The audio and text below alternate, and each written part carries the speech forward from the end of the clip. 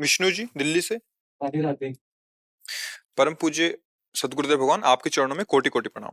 गुरुदेव, ग्रस्त साधक को सांसारिक सुख या दुख में कैसे रहना चाहिए? ना चाहते हुए भी सुख में प्रमाद और दुख में मन विचलित हो ही जाता है, भोजन छूट ही जाता है। महाराज जी, इस स्थिति में हम कैसे आज का सत्संग सुना था क्या?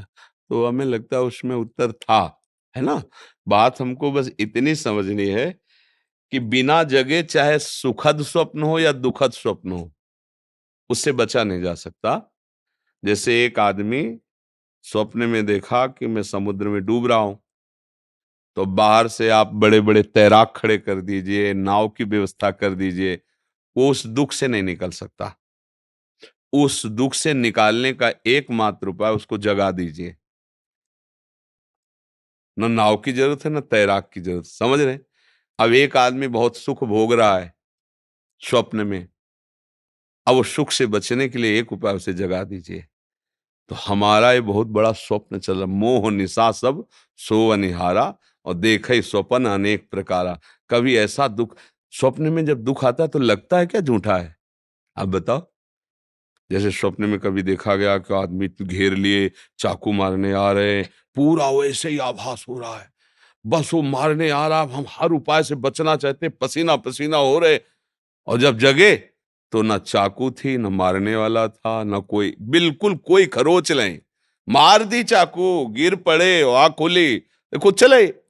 ऐसा ही ये संसार का खेल है। ये शरीर माया रचित है, जादू का, जादू का। ये ना पहले था ना बाद में रहेगा। ये बीच में केवल भास रहा, इसकी सत्ता नहीं है। देखो ना, जादू का तमाशा है। एक बार ये बीच में दिखाई दे रहा है, दोबारा नहीं दिखाई देगा।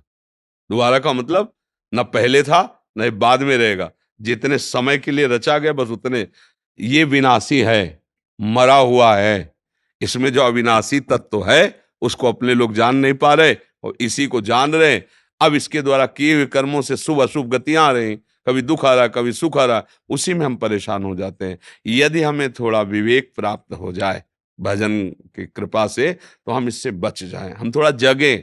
हम शरीर ही नहीं हैं, हम दुख सुख भोगने वाले केवल शरीर ही नहीं हैं, हम भगवान के अंश हैं। थोड़ा अपने स्वरूप की तरफ आवे तो इनको सह, ऐसा नहीं कि आएंगे नहीं, आएंगे तो पक्का, क्योंकि शरीर रचने के समय विधान हो चुका है, वो बाण छूट चुका है। तूणीर वाला तो भले न चढ़े, आग लगा दो तूणीर में, लेकिन जो बाण चल चुका वहां से और गले पे आके छू गया, अब वो काटेगा। तो अब हमारे शरीर की जब रचना हुई थी तो दुख सुख परिस्थितियां दोनों रच दी गई थी। अब आएंगे नहीं तो बड़े बड़े महात्माओं के देखो शरीर में कष्ट नहीं होते, तो भजन तो किया, पर वो जो रचना के समय था, अब इसको भोगना है। अब भजन क्या करता है? भोगने की सामर्थ्य देता है, आनंद पूर्वक। भारी से भारी कष्ट में भी वो भगवान का सहारा लेकर आनंद पूर्वक जीते हैं, नाम जप करते हैं, भगवान को प्राप्त हो जाते हैं। एक ही उपाय है, भगवान का आश्रय लेकर नाम जप करो, और विवेक के द्वारा इनको असत समझो।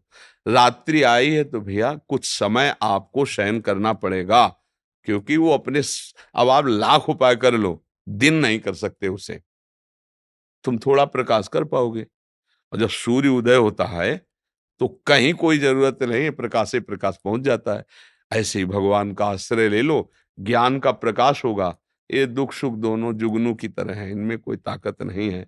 और जब तक ज्ञान का प्रकाश नहीं होता तो ये हावी ऐसे, अब क्या होगा, मर गए ऐसा लगता है। जैसे हमने धन का आश्रय लिया, व्यक्ति का आश्रय लिया, पद का आश्रय लिया, बहुत से आश्रय लिए, अब ये सब विनाश वाले हैं। अब वो व्यक्ति मर गया, वो पद छूट गया, वो धन की हानि हो, अब लगता है हम लोग मर गए यार।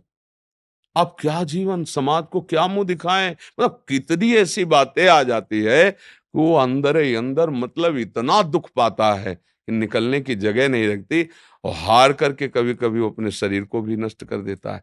जो लोग ऐसे ना, बहुत विवेक की जरूरत है, बहुत विवेक। ये बहुत बड़ा तूफान है माया का, पर हम लोग इससे बचना नहीं चाहते, इसी को चाहते हैं। ये भी एक देखो आकर्षण, कि अपने लोग अगर कोई पूछे कि आज आशीर्वाद मांग लो, सच्चे हृदय से मांगना जो तुम्हारे हृदय में हो, तो आपके मन में दूसरे तीसरे नंबर में भले आवे कि वो भजन देना, नहीं तो आएगा यही, ये अमुक काम संभाल दो। एक पंडित जी थे, कथा भागवत की करते थे, तो अयोध्या में बहुत बड़े महापुरुष थे, तो उनसे कहा, महाराज जी मुझे आपको भागवत सुनाने का मन हो रहा है। तो उनका अमुक समय में आ जाया करो, रोज सुना जाया करो, पूरी भागवत सुनाए। तो उनका भाई कथा सुनाने के बाद पंडित को कुछ दिया जाता है, बोलो क्या चाहो, जो चाहो मांग लो। तो उनका महाराज जी मेरे पुत्र नहीं है। का ठीक। और उनका परिवार की पालन के लिए अगर धन हो जाए तो ठीक। बस इतना कह के महात्मा रो। उनका महाराज थोड़ा भगवान की भक्ति भी हो जाए तो डांट बट भगवान की भक्ति, पहले पुत्र फिर धन, फिर भगवान की भक्ति भी हो जाए। ऐसे को भगवान की भक्ति का रंग चढ़ता है। अगर तुम पहले मांगे होते कि भगवान के चरणों में प्रेम हो जाए तो ये पुत्र और धन ही अपने आप मिल जाता। अगर बाद में कहते तो ये तो बहुत सरल बात, तुमने भगवान की भक्ति को आखिरी में रखा, इसलिए तुम अधिकारी नहीं हो। तुम्हें धन मिलेगा और पुत्र की प्राप्ति होगी। तो अगर सही मायने में पूछा जाए तो हम सब इसी लाइन में खड़े हैं। अगर ये हो कि ये बात बन जाएगी तो मेरे दिमाग में ये बात नहीं आएगी कि भगवत प्राप्ति हो जाए। यही दिमाग में आएगी कि यार अमुक काम जो बहुत ही समस्या है वो समाधान हो जाए, फिर और तो आगे देख लेंगे, भजन तो आगे कर ही लेंगे, भजन तो हम खुद कर लेंगे। ये काम हमारा ये बना दें। अभी हमारे सामने माया का इतना आकर्षण है कि अगर भगवान भी मिल जाए तो हम पहला काम माया मांगेंगे, बाद में उनसे कहेंगे कि कभी आपकी इच्छा हो तो थोड़ा भजन वजन भी हमसे बन जाए। ऐसा है हमारा लोगों का स्वभाव। अगर कहीं नंबर 1 पे भगवान रख दिए जाए फिर तो माला माल हो जाओगे। पर नहीं, कोई नहीं रखता, कोई बिरला रखता है। कैसे? अभी कोई घटना घट जाए तो हम भगवान को भूल जाए, तो घटना नंबर 1 पे आ गए ना। अभी कोई लाभ मिल जाए तो हम भगवान को भूल जाएंगे, कोई भोग मिल जाए तो हम भगवान को भूल जाएंगे। मतलब भगवान एक पर नहीं है, कई नंबर पे भगवान पीछे हैं। जब बाद में सब जगह से हार थक कोई काम नहीं बनता तब लगता है कि भाई जय गणेश देवा, जय अम्बा मैया, और हे कृष्ण भगवान, और हे राधा, तब इधर आता है।